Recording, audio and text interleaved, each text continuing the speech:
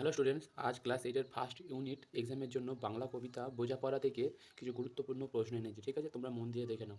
প্রথম প্রশ্ন এক, দীপালিকা এর কোন প্রতিশব্দ বোঝাপড়া কবিতায় রয়েছে? প্রদীপ। আধার ঘরে কি জ্বালাতে বলেছেন কবি? প্রদীপ জ্বালাতে বলেছেন। তারপরের প্রশ্ন, আকাশ তবু কেমন থাকে? সুনীল থাকে। চারের প্রশ্ন দেখো, কোন গ্রন্থের জন্য কবি রবীন্দ্রনাথ ঠাকুর নোবেল পান? Gitanjali, song offerings. তারপরের প্রশ্ন দেখো, বিশ্বভুবন কেমন? বিশ্বভুবন মস্ত ডাগর। ছয় দাগের প্রশ্ন দেখো, সত্যকে মেনে নিতে হবে। সত্যকে মেনে নিতে হবে সহজে। পাহাড় ছিল কোথায় মাথা তুলে? পাহাড় ছিল জলের তলায় মাথা তুলে। তোমার কি এমন ভাগ্য বাঁচিয়ে যাবে সকল? তোমার কি এমন ভাগ্য বাঁচিয়ে যাবে সকল জখম? আর নয় দাগের প্রশ্ন দেখো, বোঝাপড়া কবিতাটি রবীন্দ্রনাথ ঠাকুর রচিত কোন কাব্যগ্রন্থ থেকে রয়েছে? বোঝাপড়া কবিতাটি রবীন্দ্রনাথ ঠাকুর রচিত খনিকা কাব্যগ্রন্থে রয়েছে। তারপরের প্রশ্ন দেখো, সংখ্যা যেখানে নেই সেখানে কি হতে পারে? সংখ্যা যেখানে নেই সেখানে জাহাজডুবি হতে পারে। এবার 11 দাগের প্রশ্ন দেখো, বিধির সঙ্গে বিবাদ করে অনেক সময় মানুষ কি করে? বিধির সঙ্গে বিবাদ করে অনেক সময় মানুষ নিজের পায়েই কুড়ুল মারে। 12 দাগের প্রশ্ন দেখো, মন রে আজ কহ যে। মন রে কবি কি বলতে বলেছেন? কবি মনকে বলতে বলেছেন যে ভালো মন্দ যাই আসুক না কেন সত্যকে সহজেই গ্রহণ করতে হবে। এবারে দেখো এবারে দেখো 13 দাগের প্রশ্ন, কোথায় জাহাজ ডুবির সম্ভাবনা দেখা যায়? যেখানে কোনো আশঙ্কার সম্ভাবনা থাকে না সেখানে জাহাজ ডুবির সম্ভাবনা দেখা যায়। 14 দাগের প্রশ্ন দেখো, বোঝাপড়া কবিতার মূল বক্তব্য একটি বাক্যে লেখো। জীবনে ভালো মন্দ যাই ঘটুক সেটাই সত্য এবং সেই সত্যকেই সহজেই মেনে নেওয়াটাই মানুষের কর্তব্য। 15 দাগের প্রশ্ন দেখো, এলো সুখের বন্দরেতে। সুখের বন্দরে কীভাবে আসতে হয়?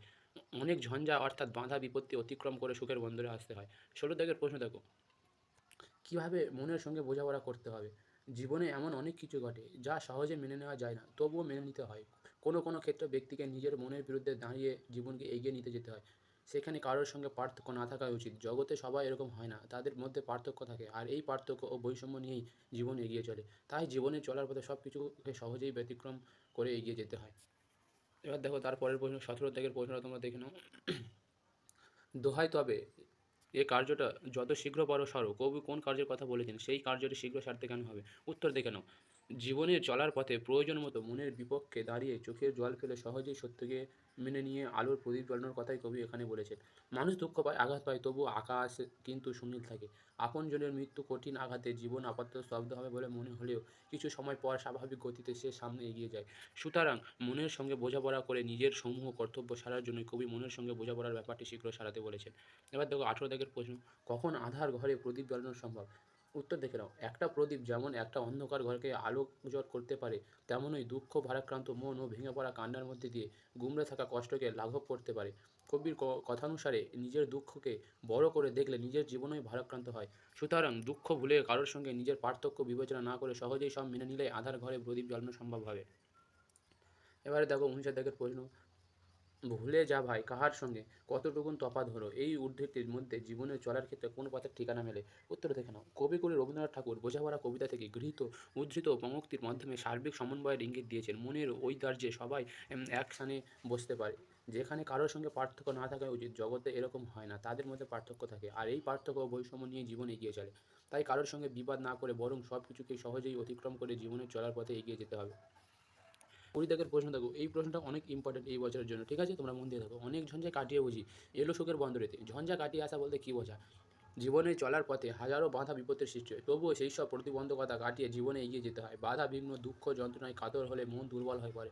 লক্ষ্য অর্জন সম্ভব হয় না, দুঃখে অতিক্রম করে সুখের সন্ধান মেলে। সাফল্য লাভের পথে আলো দুঃখ যন্ত্রণা ব্যথা বেদনা সহ সমস্ত বিরুদ্ধ পরিস্থিতিকে জয় করাকেই ঝঞ্ঝা কাটিয়ে আসা বলেই উপলব্ধি করা যায়। দেখো এবারে 21 দাগের প্রশ্ন, বোঝাপড়া কবিতায় কবি প্রকৃতপক্ষে কোন বোঝাপড়ার কথা বলতে চেয়েছেন? আলোচ্য কবিতা বোঝাপড়া রবীন্দ্রনাথ ঠাকুর। এই কবিতা আসলে আমাদের আবেগী মানব হৃদয়কে বাস্তবের আয়নার সামনেই যেন দাঁড় করিয়ে দেয়। জীবনের বাস্তব অনেক বেশি সহজ। দুঃখ সুখ আসলে এই জীবনের দুটো দিক, তাই উভয় ক্ষেত্রে মন যেন সেই সত্যকে গ্রহণ করতে পিছপা না হয়, তারই বোঝাপড়ার কথা কবি এই কবিতায় ব্যক্ত করেছেন। এবারে দেখো 22 দাগের প্রশ্ন, এই প্রশ্নটাও মোস্ট ইম্পর্টেন্ট, ভালো করে তৈরি করবে। সেইটে সবার চেয়ে শ্রেয়? কোনটি সবার চেয়ে শ্রেয়? জীবন নদীর স্রোতের মতোই বয়ে চলে। জীবনের গতিপথে বাঁধা টানাপোড়েন ঝঞ্ঝা ঝামেলা লেগেই থাকে। সুখের সাগরে পৌঁছাতে হলে জীবনের এই সমস্ত প্রতিবন্ধকতার সাথে লড়াই করে যেতে হবে। সমস্ত ভালো মন্দ, অন্যের সঙ্গে বিপদ ঝগড়া সুখ দুঃখ সব কিছুকে মেনে নিয়ে টিকে থাকতে হবে, আর সেটিই হবে উপযুক্ত সঙ্গত ও শ্রেয়। এবার 23 দাগের প্রশ্ন দেখো, ঘটনা সামান্য খুবই কোন ঘটনার কথা বলা হয়েছে? জীবনে চলার পথে আমরা অনেক বিষয়কে ভাবনার চিন্তার মধ্যে আনি না, যার থেকে কোনো ভয় নেই মনে করি, দেখা যায় সেই আমাদের সমূহ বিপত্তির কারণ। কবি সেই আপাত তুচ্ছ বলে বিবেচ্য বিষয়কে গভীর চিন্তা না করে আগ্রহ ও অবহেলার যোগ্য ঘটনাকে বোঝানো হয়েছে সামান্য ঘটনা বলেছেন। এবার দেখো 24 দাগের প্রশ্নটা। 24 দাগের প্রশ্ন দেখো, তেমন করে হাত বাড়ালে সুখ পাওয়া যায় অনেকখানি। উদ্ধৃতির নিহিতার্থ স্পষ্ট করো। মানুষ মাত্রই আত্মস্বার্থপরায়ণ, সে বিনা স্বার্থে এক পা ফেলতেও রাজি নয়। এবার এই ব্যক্তি যখন পরার্থে সব কিছু বিসর্জন দিয়ে আত্মসুখ খুঁজে নেয়, হয়ে ওঠে পরম বন্ধু, তখন সেই খুঁজে পায় অনেক মন্দের মাঝে ভালোর খোঁজ, মন ভরে ওঠা তৃপ্তিতে। তবে এর জন্য পারস্পরিক ত্যাগ স্বীকার দরকার হয়। প্রত্যেকেই যদি নিজের সামান্য স্বার্থ ত্যাগ করে বন্ধুদের হাত বাড়ালেই জীবন খুঁজে পাওয়া যায় অনেকটা সুখ। 25 দাগের প্রশ্ন দেখো এবারে, তাহারে বাদ দিয়েও দেখি বিশ্বভুবন মস্তরাগর, উদ্ধৃতির মধ্যে দিয়ে জীবনের কোন সত্য প্রকাশ পেয়েছে? তাকে উত্তর দেখো। পার্থিব মোহে আচ্ছন্ন জীবন সব সময় সুখের সন্ধানে ব্যাপৃত হয়েছে। মাঝে মাঝে এই আসক্তি এতটাই প্রবল হয়ে ওঠে যে সে মনে করে নির্দিষ্ট কাউকে ছাড়া আর জীবন শূন্য। তা এই মানসিকতা তাকে তার অপাপ্রে এগুলোকে বড় করে দেখায়। যতই দুঃখ সুখ ব্যথা বেদনা মানুষকে ব্যতীত করুক না কেন, তা ক্ষণিকের। পরক্ষণেই দুঃখ ভুলে মানুষ আগামীর স্বপ্নে নিজেকে সাজিয়ে তার স্বাভাবিক জীবন শুরু করে। জগৎ তখন বিশাল অস্তিত্ব নিয়ে মানুষের মনে অনুমতি হয়। এবার 26 থেকে প্রশ্ন দেখো, সুখ পাওয়া যায় অনেকখানি, কীভাবে এই সুখ পাওয়া যায়? আলোচ্য প্রমুখটি রবীন্দ্রনাথ ঠাকুর রচিত বোঝাপড়া কবিতা থেকে নেওয়া হয়েছে। এই কবিতাটি একটি জীবনমুখী কবিতা। মানুষ বিশ্বের সবথেকে উন্নত প্রাণী। জ্ঞান, বুদ্ধি, শিক্ষা, চেতনা, মানবিকতার বিকাশ একমাত্র এই মানুষের মধ্যেই লক্ষণীয়। মানুষ তার অপরিসীম চাহিদা মেটাতে গিয়ে হিংসা, হানাহানি, বিবাদ, ঝগড়ায় জড়িয়ে পড়ে। কিন্তু বাস্তবে মানুষ তার বন্ধুত্বের হাত যদি বাড়ায়, তবে এত হিংসা, হানাহানি হয় না। সেই বন্ধুত্বের সম্পর্কে সুখ পাওয়া যায়, যা কখনোই বিবাদ বিরোধে পাওয়া যায় না। এবার 27 দাগের প্রশ্ন দেখো, মরণ এলে হঠাৎ দেখি, মরার চেয়ে যাচাই ভালো। ব্যাখ্যা করো। মানুষ দুঃখভীত জীব। দুঃখের স্পর্শে সে জীবন সম্পর্কে বীতশ্রদ্ধ হয়ে পড়ে। তখন সে মনে করে মরে যাওয়াই ভালো। এ এক ধরনের পলায়ন প্রবৃত্তি। কবির কাছে তা আসলে ভয়ানক মিথ্যা। কেননা মানুষ মৃত্যুভীতুও বটে।